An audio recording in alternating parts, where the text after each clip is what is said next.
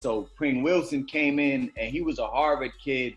And this is before, like, if this shit was during like Black Lives Matter, even though it was a Spanish kid he killed, it would have been different, like the internet. So he came in to my hood one night. You said that on the song that we did together, Pring Wilson. Yeah. You can Google that.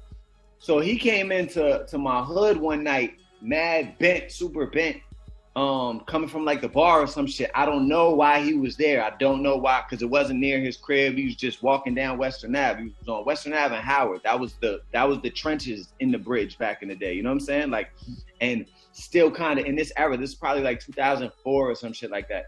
And Michael Colono, this kid who was from my neighborhood too, he was sitting in the car, like sitting in the driver's side, I believe, and dude walked by stumbling on some drunk shit. So Mike is catching wreck. He's like, yo, look, drunk stumbling to my side of town, Western Ave, when his side don't come around, when his type don't come around. Yeah. So Mike was catching wreck, you know, like regular shit, like, yo, what's up with you, man? You all right? Like, you know, regular shit if you see somebody on some drunk shit. And dude was like, what? Like, got super aggressive, and he opened Mike's door, like the car door. He physically went to Mike's door. This shit is mind blowing to me.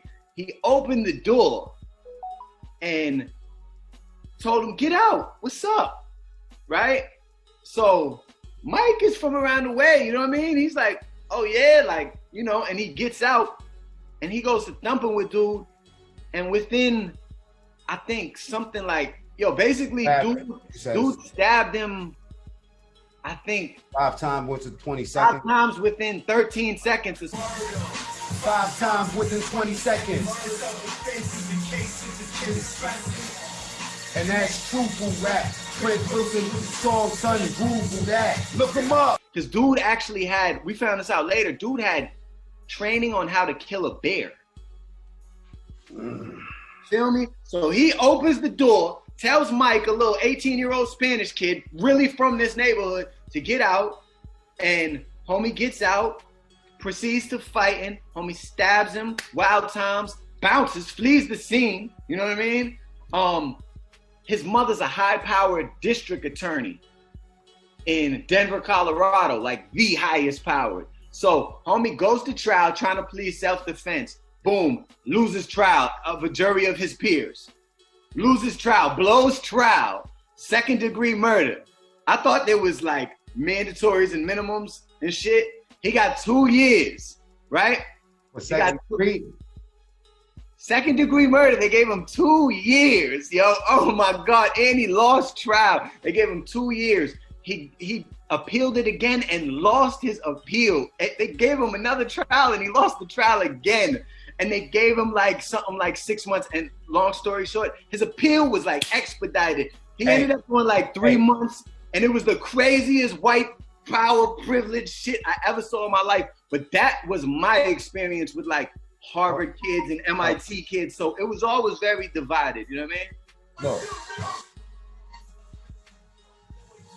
He got hit with a dagger, like it didn't matter. And now his kid is a bastard, and the kid is out now because the killer's a cracker. White like me, but he a different type. His family came from a different life. That's what the school is. But let the dude there. Outside of town, Western Ave, when his sides will come around. With him, knife up into the victim. Now let me stop you for a second. That's so organic, right? If you didn't tell me, I got so many records at this point. Like, hold up for a second. Hold up. A lot of people don't know this, but if you have the YouTube app on your phone, you could be potentially using it to make a full-time. Now we talking about, let me just stop you for a second. We talking about you from Cambridge, Massachusetts. I'm from Harlem, New York. Me and you, I was like at the end of my rapping thing, and then I met you. You did that song. It was really a favor to me because you know what I mean? You didn't have to do that. But the thing was, what resonates is this. Is that at that time when you did that song, we seen that. we seen what happened. And what's so crazy, bro, is I never ever asked you the full story of that. And for you to say what you just said, and then me play that song that was recorded about 12 years ago, that's crazy. Yeah, that's and it. And it's also a testament of the times that we in, because you mentioned even to fill people in more, like when they ran a media campaign basically like on Mike. Mike had a criminal record, so you know they did the bullshit that they be doing, like, oh, he had a weed charge, he had a whoop whoop charge, so it was crazy, man. But yeah, Cambridge is complicated, man. It's super gentrified now. Like if anybody's familiar with like the LES, the Lower East Side of Manhattan, like how gentrified that is, because I heard that used to be like the hood. Or Harlem. It's Harlem. But Harlem is still, you kind of see like the essence in certain places. Like Cambridge, the essence is almost gone. It's like they ripped the soul out that shit. You know what I mean? Is the bar still over there? The bar? Yeah.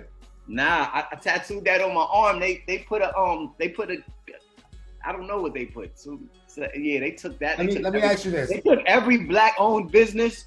They took, it's crazy because Cambridge is where like the only black family that's like still like around my neighborhood. Now there's a few, but I mean like not like Section 8 like houses, because before it was all houses owned. You know what I mean? Black owned. It's Patrick Ewing and them.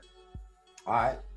You feel me? Because Patrick Ewing's from there type shit. So his family didn't move, but they got so many people out of there, it's fucking ridiculous. Let me ask you something, Millyz. Because a lot of I remember you dropped the album one time or mixtape, and for people that don't know, that like Millyz got a bunch of relationships they developed, and we're gonna talk about that later. But what I want to ask you is this, right? You know what was always interesting about you when I would go to Cambridge and see y'all? You was like the only Caucasian dude amongst a bunch of black dudes. So how would describe to me, right? Like, what's your love affair? How did your love affair with hip hop start? And describe the feeling to me when you first received it and where you was at with it. I don't know. Honestly, I don't know. Like that was the only music that was like around. I think probably like watching like MTV, they had some sort of countdown when I was real young. When I was like 5, like they had a countdown and Gin and Juice and all of that shit was on the countdown. You feel me? Mm. So like, that's the shit I'm seeing off rip. Like I remember being like in like 4th grade and motherfuckers talking about that's why I fucked your bitch, you fat motherfucker. You know what I'm saying? Like that. I remember people talking about hit 'em up. Like this is the shit. I'm getting introduced to the rawest shit in the world. Like compared to today's music, it was like pure dope. You know what I mean? Like Peruvian flake. Yeah. This shit, the kids is getting introduced. They're getting high with a cut. That shit is cut. No, it's not. No. Like, they're getting straight up cut. There's nothing in it. There's a little something in it. There's something in it sometimes.